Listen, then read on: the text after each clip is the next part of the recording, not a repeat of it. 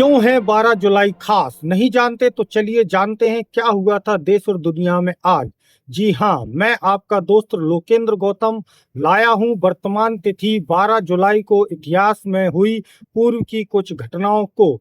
तो चलिए देर न करते हुए शुरू करते हैं आज की पहली खबर। तो 12 जुलाई सन 1823 को भारत में निर्मित पहला वाष्प इंजन वाले जहाज जिसका नाम डायना था, कलकत्ता के समुद्र में उतारा गया था। तो 12 जुलाई सन 2001 को भारत और बांग्लादेश के बीच अगरतला और ढाका के बीच पहली मैत्री बस सेवा शुरू की गई थी। 12 जुलाई सन 1949 को महात्मा गांधी की हत्या के बाद आरएसएस पर लगाया गया प्रतिबंध सशस्त्र हटा लिया गया था। 12 जुलाई 1941 को ब्रिटेन और सोवियत संघ ने नाजी जर्मनी से लड़ने के लिए सैन्य संगठन तैयार कर लिया था। 12 जुलाई 1971 को पश्चिमी जर्मनी ने आधिकारिक तौर पर पूर्वी जर्मनी को जर्मन लोकतांत्रिक गणराज्य नाम से स्वीकार किया था। तो ऐसी ही कुछ और मजेदार जानकारियों के लिए जुड़े रहिए मेरे साथ। तो चलिए गौर करते हैं अगली खबर पर। 12 जुलाई 1998 को फुटबॉल विश्व कप के फाइनल में फ्रांस ने ब्राजील को 3-0 से हराकर खिताब हासिल किया था।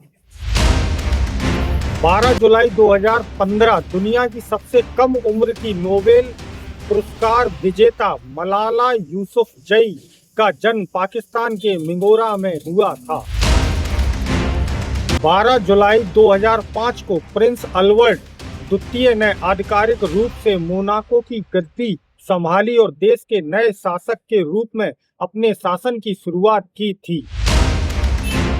12 जुलाई 1975 को साओ टोम और प्रिंसिपे द्वीप को पुर्तगाल से स्वतंत्रता मिली थी।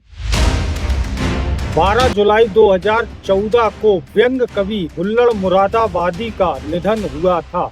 तो जैसा कि दोस्तों आप बैकग्राउंड से देख रहे होंगे कि मैं एक किराना व्यापारी हूं और अपने बचे हुए टाइम से ये खबरों को निकाल कर लिख कर बड़ी मेहनत से आप लोगों के सामने पेश करता हूं।